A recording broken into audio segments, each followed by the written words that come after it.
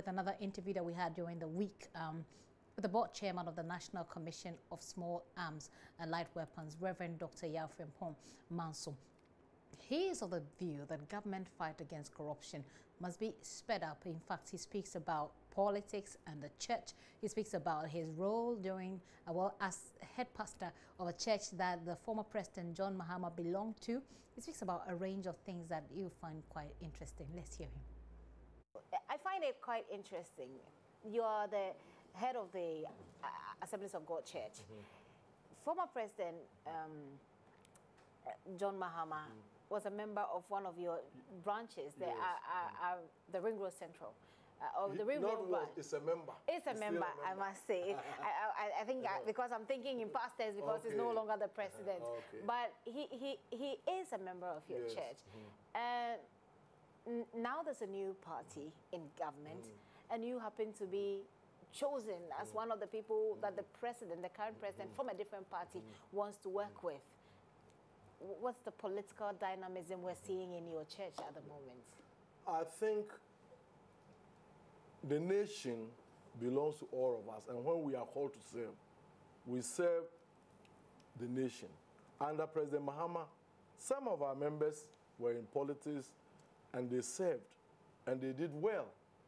Under President Kufuor, he has chosen to call some of us, and we want to serve. So my work is beyond politics. In fact, under President Mahama, if he had wanted me, I was ready.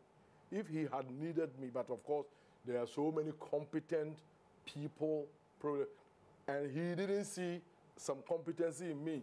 So he saw competencies in other people, and he used them. But I had a very good relationship with him and still do. And if he had called me, I would have done it. Did you present yourself in a way that would have perhaps made it easier for him to choose you? Because you sound like you were ready. You sound like you were looking forward to a certain... Yeah, so you're looking forward to a certain, some kind of appointment. No, I was never looking forward. I mean, you don't market yourself and sell yourself. I'm so much satisfied and comfortable leading the Assemblies of God Church. It's a big church, global church. I'm so much happier there. But I will always also give something for my nation. Okay. So why didn't he see the competence in you? But I'm saying that there were so many good people. In fact, he even called one of my pastors, Dr. Steve Wingham, who is Assemblies of God pastor, and served very well in the prison ministry. Council, He has some other pastors or other people. So the president has got the desire and the will. He knew me, I know him, I was well exposed to him. But if he felt that I am not somebody he may need to do anything, what can I do? President Kufuor came, I was just sitting there, and they called me, Reverend, we don't want to hear your name on air that you've been appointed. We have seen you from afar.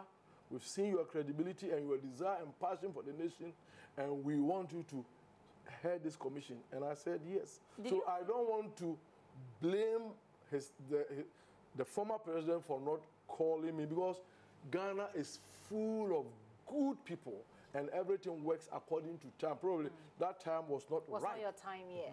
Did you feel bad that, look, I can do this and I know this gentleman and I'm close to him. Why is he choosing other people and why is he not choosing me? I never felt bad because God works according to time.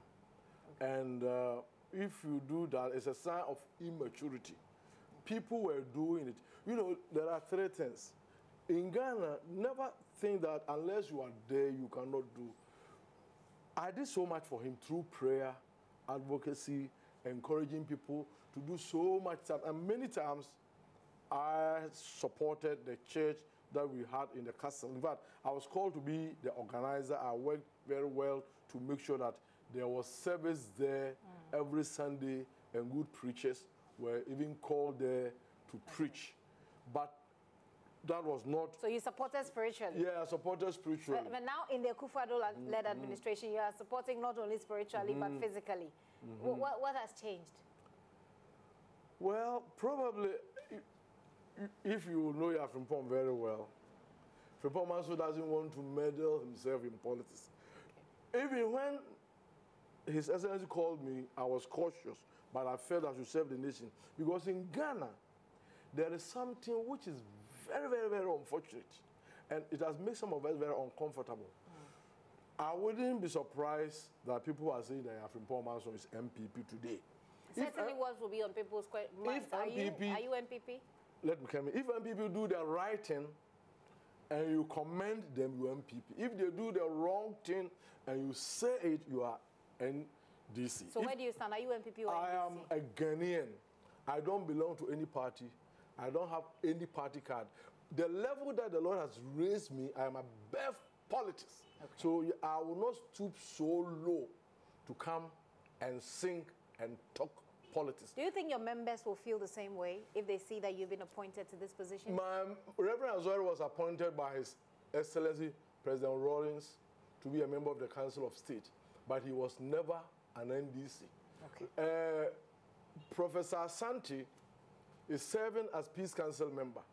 He served under NDC, so was he an NDC? Is he now MPP? Apostle Poku Nina served, is still serving as a Peace Council member.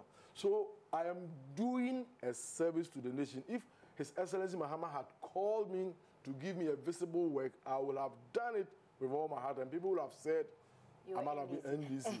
Okay. And even the fact that he was a church member, I remember one time a radio station in London, the whole day they discussed that Frimpong-Manso was NDC. Because the president was in your church. The same time I came to Ghana and people were saying I'm MPP.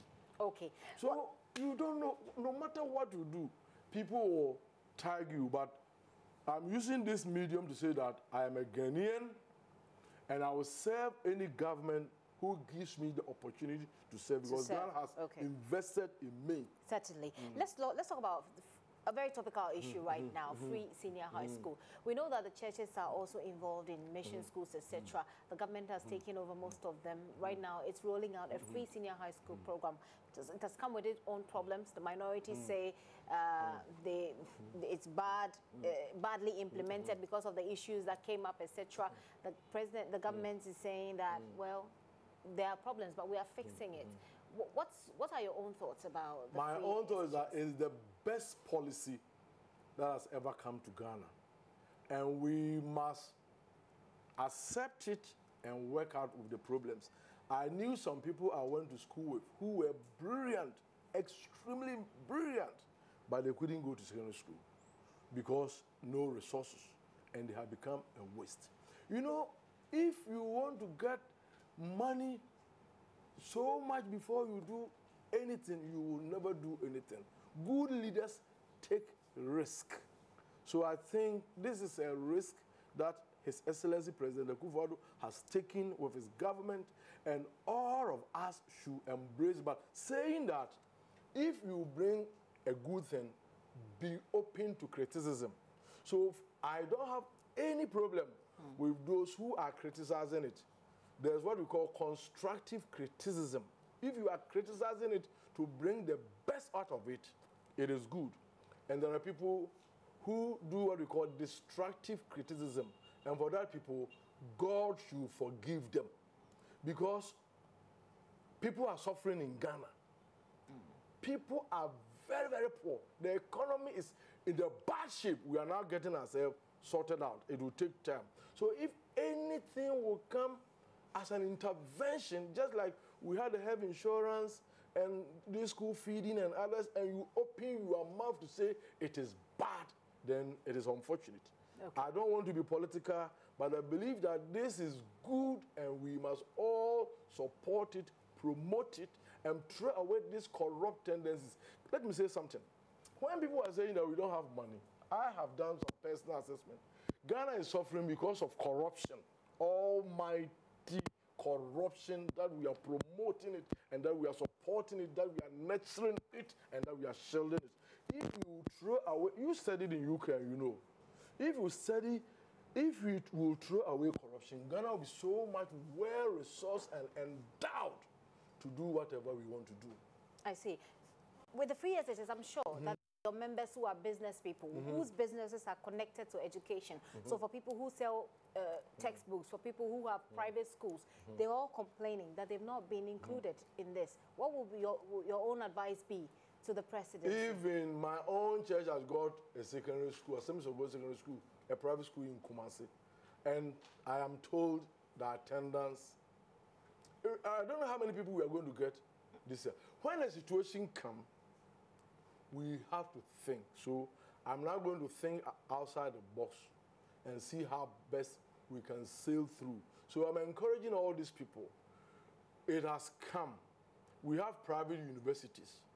Do they get the government support that government universities get? We have private hospitals. Do they get the support? So we must do analysis. Now it is hitting hard. Now, so we should work out a process, engage with the ministry, engage with the media, seek public opinion, and see how best we can resolve it. Now, the problem that's on our hands is that some schools have been given more than they could take. So now they've had to reject some. I give a typical example. There's a school in the northern region called St. Charles Senior High School. The school got burnt down. What happened then was that about 100 students had to be let go. They didn't get admission because there's no space. So in your thinking outside the box, is this suggestion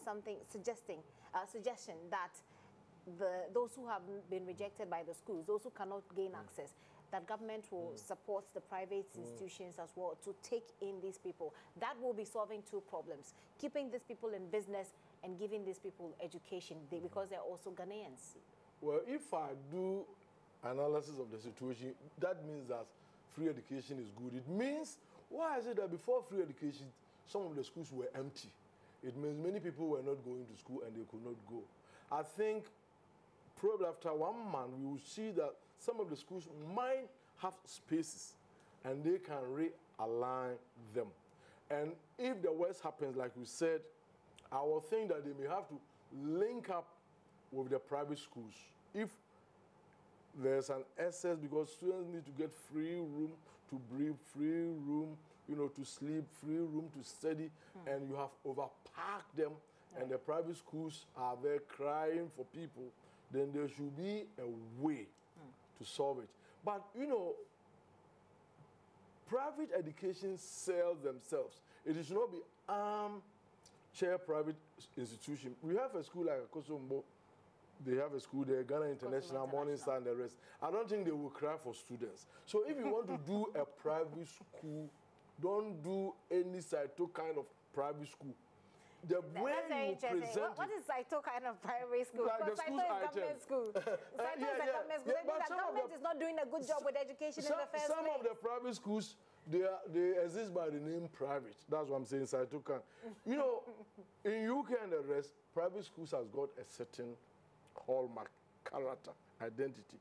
So if people who are running private schools give that standard, and of course people who are crying that this free education, we are not we are under resolved, we can't do A, B, C, and D, and they see these schools like Akosombo International, or these private school people should present something like Mfanspim and Prempe, they will by all means get people. So my advice to them is that this has taken them by surprise, but they should reinvest and make their schools a little bit attractive. What about